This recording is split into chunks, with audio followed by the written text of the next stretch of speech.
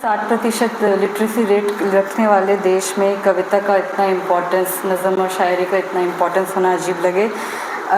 लेकिन एक news article में लिखा था कि जहाँ पाकिस्तान में गरीब लोगों को इंसाफ का कोई ज़रिया नहीं मिलता, तो शायरी ही है जो उनके दुखों का साथ देती है।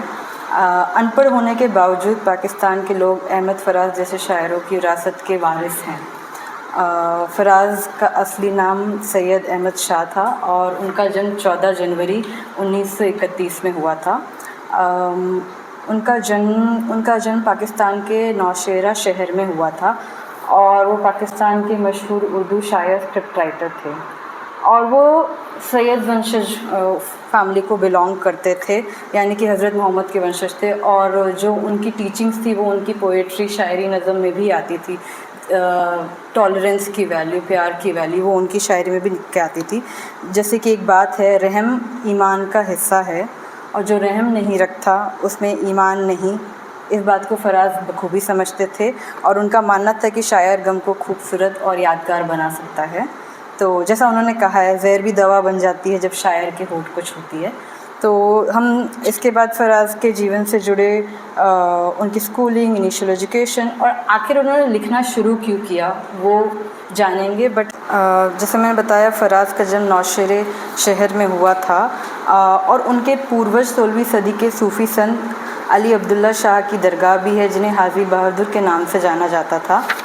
उनके साथ साथ उनके पिताजी भी जाने माने शायर थे और उन्होंने पेशावर के एडवर्ड्स कॉलेज से उर्दू और फ़ारसी में मास्टर्स डिग्री हासिल की। हालांकि उनकी जो ज़बान थी वो पश्तो थी और उन्होंने शेर व शायरी जाके उर्दू में की, तो उनके जितने फ्रेंड सर्कल जो पश्तो ज़बानी थे अक्सर उनसे शिकायत भी रखते थे कि आपने इस भाषा में उतना काम नहीं किया। और कॉलेज से उर्दू और फ़ारसी में मास्टर्स डिग्री हासिल करने के बाद उन्होंने कुछ समय के लिए उसी कॉलेज में बतौर प्रोफेशनल काम भी किया।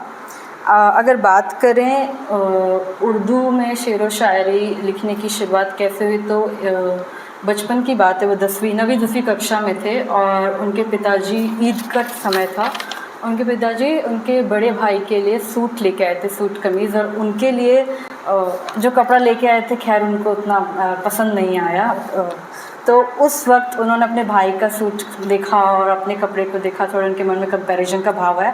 तब पहल उन्होंने कुछ लिखा उनकी ही भाषा में कि मेरे बड़े भाई महमूद जो उस समय फर्स्ट ईयर में थे, को एक खूबसूरत सूट मिला जो कि मुझे एक कश्मीरा मिला। उस ज़माने में कश्मीरा कोई बहुत शानदार कपड़ा नहीं होता था। मैं बहुत नाराज़ था और इसी नाराज़गी में ये पंक्तियाँ लिखी।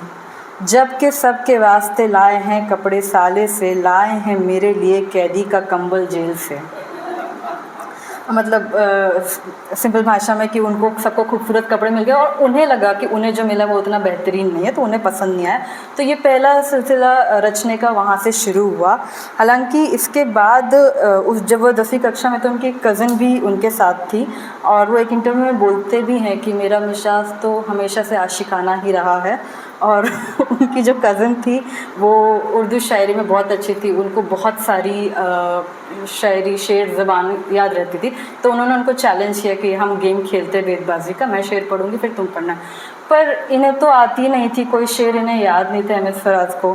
तो जब भी ये उनके साथ खेलते तो ये हार जाते। फिर उनकी कज़न ने समझा कि इसको ऐसे खेलना है, मैं एक शेर बोलूँगी देन आपको एक शेर बोलना। तो इन्होंने सोचा कि चलो मैं भी याद कर लेता हूँ, इसके बराबर हो जाऊँगा मैं। तो उन्होंने याद तो कर लिया, फिर भी वो उससे हार जाते थे। फिर उन्होंने सोचा कि इससे जीतने का एक ही तरीका है कि मैं ऑन द स्पॉट जब वो कोई शेर बोले, मैं एक और शेर अपने हिसाब से वहीं पे रच दूँ। और वो इतना कॉन्फिडेंटली बोल देते थे कि उनकी कज़न को लगता था कि ये किसी मशहूर शायर का शेर होगा, तो वो मान जाती थी और कहीं ना कहीं वहाँ से वो लिखने का, रचने का सिलसिला शुरू हुआ। और आगे हम बात करेंगे कि उन्होंने प्रोफेशनली कब लिखना शुरू किया, जो कि बचपन से उन्होंने शेर क्रिएट करने का सिलसिला शुरू कर दिया था। उनसे पूछा गया था कि आपने कैसे लिखना शुरू किया, तो वो एक इंटरव्यू में बताते हैं कि असली मोड़ 1950 के दशक में आया। हम एडवर्ड्स कॉलेज पेशावर में थे और हमें कॉलेज से निमंत्रण मिला। वहाँ एक मुशायरा आयोजित हो रहा था। हमारे प्रिंसिपल एक अंग्रेज़ डॉक्टर नोबेल थे। मैंने अपनी कमज़ोर अंग्रेज़ी में उन्हें मनाया कि वे हमें उस शायरी प्रतियोगिता में भेजें। प्रिंसिपल राज़ी हो गए, लेकिन उन्होंने पूछा कि हमारे साथ दूसरा टीम मेंबर कौन होगा, क्योंकि दो की टीम बन के जानी थी। तो उन्होंने अपने दोस्त के लिए भी पंक्तियाँ लिख दी उसके वास्ते से और अपने प्रिंसिपल को भेज दी। तो उन्हें लगा कि ये दोनों काबिल इंसान हैं और इन दोनों को भेज दिया गया। वहाँ उन्होंने जाके जो शेर पढ़ा, उनका कलाम बहुत पसंद आया। उन्होंने कश्मीर के ऊपर कोई कलाम लिखा था, हालांकि जब उनसे इंटरव्यू में पूछा गया कि आपको वो याद है, तो उन्होंने कहा उन्हें ये याद नहीं उन्होंने क्या लिखा था। हालांकि एक पंक्ति उन्हें याद है, तकरीबे गुलिस्तान होती है तामीरे गुलिस्तान से पहले। तो इस कविता के लिए उन्हें बहुत सराहा गया था और वहाँ पे उन्होंने इनाम भी जीता और उनके प्रिंसिपल भी बहुत खुश हुए। तो इंटरव्यूअर ने फिर आगे सवाल पूछा, फिर आपने उर्दू शायरी को पेशे के तौर पे कब अपनाया? तो उन्होंने कहा, जिसमें हम बाद में भी आएंगे, कि खैर उस ज़माने में उर्दू शायरों की इमेज बहुत ख़राब थी। वे पान खाने वाले और लटपटे कपड़े पहनने वाले अपनी ही दुनिया में खोए लोग समझे जाते थे। लेकिन इस दौरान हमने अली सरदार जाफ़री, साहिर लुधियानवी और कैफ़ी आज़मी जैसे बेदाग कपड़े पहनने वाले शायरों की नई तस्वीर देखी और अनजाने में ही सहसा सोचने लगा कि शायर बना जा सकता है। तो इस तरीके से उनकी इस दुनिया में शुरुआत हुई। पहली बात ये है कि जब वो एज अ स्टूडेंट पढ़ रहे थे तब ही उन्होंने लिखना शुरू कर दिया था पाकिस्तान रेडियो के लिए, और तब उन्होंने अपनी उर्दू कविताओं की एक पहली किताब छापी थी, तन्हा तन्हा नाम से प्रकाशित हुई थी, और उस किताब को काफ़ी प्रशंसा हासिल हुई थी। जैसे मैं बता रही थी कि उनको सरदार जाफ़री और बाकी पोएट्स को देख के लगा कि अच्छा मैं भी पोएट बन सकता हूँ। तो उनके ऊपर इस्मत चुगताई ने कमेंट्री की थी कि वो लीग से हटकर चलने वाले शायरों में से थे, और उन्होंने कहा था कि वो सामान्य पान खाने वाले, कुर्ता पजामा पहनने वाले कभी नहीं थे। वे स्टाइलिश कपड़े पहनते थे और लड़कियों के साथ नाच भी सकते थे। उनके विचार और पहनावे दोनों ही परंपरागत नहीं थे। और इससे जुड़ा एक किस्सा है। तो फराज एक पेशावर यूनिवर्सिटी में ही कहीं पे किसी एग्ज़ाम के लिए बैठे हुए थे, किसी दूसरी भाषा के एग्ज़ाम के लिए, और ये इनके दोस्त बाद में बने जो व्यक्ति इन्विजिलेटर वहाँ पे सुपरिटेंडेंट की तरह मौजूद थे। तो एग्ज़ाम शुरू होने के टाइम पे नियम कानून बताए गए वहाँ पे कि आपने ऑफकोर्स बातें नहीं करनी हैं, साइलेंस मेंटेन करनी है, और सबसे ज़रूरी नियम स्मोक नहीं करना है। लेकिन जैसे ही पर्चे बट गए और रूल्स बता दिए गए, ही स्टार्टेड स्मोकिंग, उन्होंने स्मोक करना शुरू किया। एंड जब उनके पास इन्विजिलेटर गए तो उन्होंने उनकी तरफ ध्यान भी नहीं दिया कि मेरे पास कोई आके खड़ा है, मेरे से ऐसे प्रश्न भरी निगाह से इस तरीके से देख रहा है। वो ऐसे बिहेव कर रहे थे जैसे कि बहुत नॉर्मल चीज़ है। तो इन्होंने कहा अज़ीज़ साहब ने कि आप प्लीज़ यहाँ स्मोक नहीं कर सकते हैं। तो पहली बार तो उन्होंने ध्यान ही नहीं दिया, इस बात को तवज्जो नहीं दी, और फिर जब वो खड़े रहे, डटे रहे कि आप यहाँ स्मोक नहीं कर सकते हैं, तो उन्होंने इस तरीके से देखा और उनके लिए ये था कि मैं ये करे बिना लिख नहीं सकता हूँ। तो ये उनका रवैया था, वो लीग से हटकर चलने वाले शायरों में से थे। तो फराज को अपने दौर के सबसे बेहतरीन शायरों में गिना जाता था, क्योंकि उनकी लेखनी की शैली जितनी खूबसूरत थी उतनी सिंपल भी थी, जिससे काफ़ी लोग रिलेट कर पाते थे। और अगर उनकी शायरी की बात करें तो उसे अंग्रेज़ी, फ्रेंच, स्पेनिश और रूसी जैसी कई भाषाओं में अनुवाद किया गया। उनकी शायरी की 14 किताबें आईं, जिनमें तन्हा तन्हा जो मैंने बताया उनकी सबसे पहली प्रकाशित किताब थी, और दर्द आशोब, नायाब, ख्वाबे गुल, परेशान है, शब खून, मेरे ख्वाब रेज़ा रेज़ा, ये सब प्रकाशित हुई। उनकी बहुत सी गज़लें और नज़में हिंदुस्तान और पाकिस्तान के बड़े बड़े गायकों ने गाई। और हालांकि एक इंटरव्यू में उन्होंने बताया कि उन्होंने फ़िल्म के लिए लिखने से इनकार कर दिया था। उनसे कई बड़े फिल्म स्टार्स ने कहा कि आप क्यों नहीं लिखते, तो उन्होंने कहा कि मैं किसी के इंस्ट्रक्शन पे नहीं लिखता, मेरे जब दिल से बात निकल के आती है तो मैं लिखता हूँ। बहुत बहुत शुक्रिया। तो ज़्यादातर फराज की जो शुरुआती रचनाएं हैं वो परंपरागत उर्दू प्रेम कविताओं के दायरे में थी, लेकिन 1970 के बाद उन्हें प्रगतिशील शायर के रूप में जाने जाने लगा, और फिर व्यापक रूप से उन्हें प्रगतिशील शायरों की विरासत में ही शामिल किए जाने लगा, जिसके कुछ कारण हैं। एक पहला किस्सा है, मैं सुनाऊँगी। तो बांग्लादेश और बलूचिस्तान में सेना के अत्याचारों से निराश होकर फराज ने एक कविता लिखी, और जिसे सत्ता के गुस्से को बहुत भड़काया और जिसके लिए उनको गिरफ्तार भी किया गया, देशद्रोही करार दिया गया, राजद्रोही का आरोप लग गया उनके ऊपर, जिसका नाम है पेशावर कातिल। तो सबसे बड़ी बात है कि उन्होंने कभी भी किसी के हक़ में जो बात कहनी थी उसको कहने के लिए घुमा फिरा के नहीं कहा। उनको जो कहना था उन्होंने कहा, चाहे वो गवर्नमेंट पावर में हो चाहे ना हो। तो साफ़ और निसंकोच भाषा में फराज ने पाकिस्तानी सेना पर हत्या, बलात्कार, लूट और मनमानी तबाही का आरोप लगाया। और उन्होंने उनकी ही जो कविता है उसके कुछ मैं लाइन्स पढ़ना चाहूँगी जो पाकिस्तानी सेना के बारे में है। जिनके जबड़ों को अपने ही खून लग गया, जुल्म की सारी हदें पाटने आ गए, बंगाल के कत्ल के बाद बालूचिस्तान में शहरियों के गले काटने आ गए। अब तो शायर पर भी कर्ज मिट्टी का है, अब कलम में लहू है स्याही नहीं, खौल उठा तुम्हारा जो ज़ाहिर हुआ, पेशावर कातिलों, जो कविता का नाम है तुम सिपाही नहीं। तो ये कविता उन्होंने महफ़िल में पढ़ी थी, भरी महफ़िल में पढ़ी थी। और उसी रात जिस दिन उन्होंने कविता पढ़ी, रात को 2 बजे उन्हें पुलिस लेने आई सफ़ेद कपड़ों में, जिस पे वो कमेंट करते हैं कि मुझे समझ नहीं आता ये हमेशा सफ़ेद कपड़े पहनकर क्यों आते हैं। और उनको फिर जेल से निकलवाने के लिए उनके पोएट के सर्कल को काफ़ी मेहनत करनी पड़ी। बहुत बहुत शुक्रिया सुनीता जी। फराज की राइटिंग के बारे में हम बाद में बात करेंगे।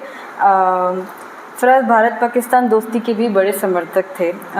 वो उन लोगों में शामिल थे जो देश की सीमाओं के बजाय इंसानी रिश्तों को ज़्यादा इम्पोर्टेंस देते थे। और उनके बंटवारे के बाद जो बिछड़ने को लेके उन्होंने अपने शेर में लिखा है, अब के बिछड़े हैं तो शायद कभी ख्वाबों में मिले, जिस तरह सूखे हुए फूल किताबों में मिले। भारत पाकिस्तान के रिश्तों के बारे में फराज कहते हैं, लोग अमन की कोशिश तो कर रहे हैं, लेकिन न्यूज़पेपर्स में आजकल जो भी पढ़ने को मिलता है, हिंसा की घटनाएं जो देखने को मिलती हैं, और जो दोनों देश के लीडर्स के बयान देखकर मुझे ज़्यादा उम्मीद नज़र नहीं आती है। वे कहते हैं कि आम लोग तो साथ रहना चाहते हैं, लेकिन लीडर्स क्या चाहते हैं ये मुझे नहीं पता। वो कई बार अमन के पैगाम लेके भारत भी है, लेकिन हर बार उन्होंने खुद को बहुत बेबस महसूस किया। उनका कहना था कि हम तो शायर हैं, हम क्या कर सकते हैं, आज तो अपना घर चलाना मुश्किल हो गया है, मुल्क को कैसे बचाएं। इतनी परेशानियों और मुश्किलों के बावजूद फराज अपनी ज़िंदगी में खुश थे। वे कहते हैं कि शायरी ने मुझे खुशी भी दी और दुख भी। खुशी इस बात की कि मुझे लोगों से इतना प्यार और इज़्ज़त मिली, शायद कोई और पेशा मुझे लोगों का इतना प्यार और सम्मान नहीं दे पाता। दुख किस कारण से है उन्होंने ये नहीं बताया। बहुत बहुत धन्यवाद। एज ए शायर फराज उतने ही संवेदनशील थे जितना एक कलाकार को होना चाहिए। वे बार बार अपने इर्द गिर्द चीज़ें देखते, उन पर गौर फरमाते जो दूसरों की नज़र से अक्सर छूट जाती है। एक बार वे वाशिंगटन में वियतनाम स्मारक को देखने गए थे। अगले ही दिन उन्होंने अपनी मशहूर कविता काली दीवार लिखी। न सिर्फ उस युद्ध की व्यर्थता और वियतनामी लोगों पर हुए विनाश का एक चिंतन था वो कविता, बल्कि उन अमेरिकी सैनिकों के परिजनों के प्रति सहानुभूति का भी इजहार किया जो दीवार पर अपने परिजनों के नामों के पास फूल चढ़ा रहे थे। एक और मौके पर वो जॉन हॉपकिंस हॉस्पिटल गए और वहाँ उन्होंने आँख बैंक पर एक कविता लिखी। इस कविता में उन्होंने अंधे लोगों की कमी को छुआ और उन्हें अपनी आँख देने की पेशकश की। हालांकि फिर उन्होंने सोचा, क्या दूसरे भी कभी उन आँखों को चाहेंगे जो इतने दर्द देख चुकी हैं? क्या ऐसी आँखें जिनके सपने बार बार टूटे हैं दूसरों के लिए सहन करने लायक भी होंगी? तो इस तरीके से संवेदनशील शायर थे अहमद फराज।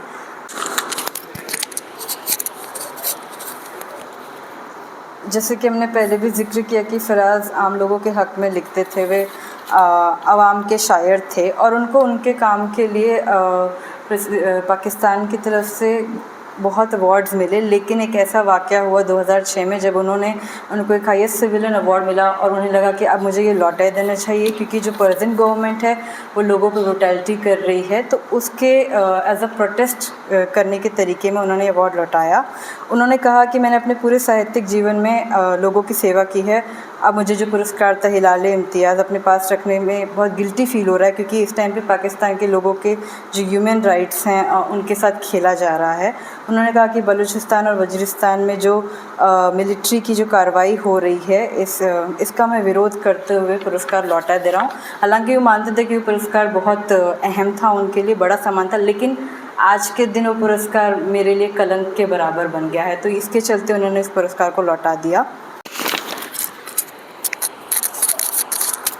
तो जैसा हमने पहले भी डिस्कस किया कि फ़राज़ जैसे शायर को पहले उनकी जो शायरी थी मोहब्बत वाली कविताएं थी, फिर उन्हें राजनीतिक शायर के रूप में जाने लगा, और उन्हें राजनीतिक सम्मान मिलने का बड़ा कारण जो मैंने 2 किस्से भी सुना ये था कि उन्होंने अपनी कलम के ज़रिए हमेशा जो राज्य में दमन हो रहा है उसके विरुद्ध लिखा, बिना डरे बिना घबराए। कोई और होता तो शायद सबक लेके टूट जाता, बार बार जेल जाना पड़ रहा है, देश छोड़ के जाना पड़ रहा है, कई साल देश के बाहर दूसरे विदेश में रहना पड़ रहा है, लेकिन वो घबराए नहीं, उन्होंने अपना लिखना जारी रखा। और 25 जनवरी 2008 में ही पास्ट अवे। हालांकि उनके गुजरने के 1 महीने पहले भी एक फेक न्यूज़ सर्कुलेट हो गई थी कि ही पास्ट अवे, और उनके गुज़रने पे उनके ख़ास दोस्त इफ्तिकार अहमद जो उनके दोस्त और शायर थे, उन्होंने कहा कि फ़राज़ उर्दू भाषा के बहुत बड़े शायर थे। बहुत सीधे और सरल शब्दों का इस्तेमाल करके उन्होंने खूबसूरत कविताएं रची। उनकी लोकप्रियता इतनी तेज़ी से फैल गई कि वे पाकिस्तान में एक आइकन बन गए थे, और फिर उनकी कविता विरोध की कविता में बदल गई। उन्होंने फ़राज़ को बहुत बहादुर और सिद्धांतवादी शायर भी बताया। उसी देश में रहकर उसी देश की सरकार पर निशाना साधने के लिए बहुत हिम्मत चाहिए होती है।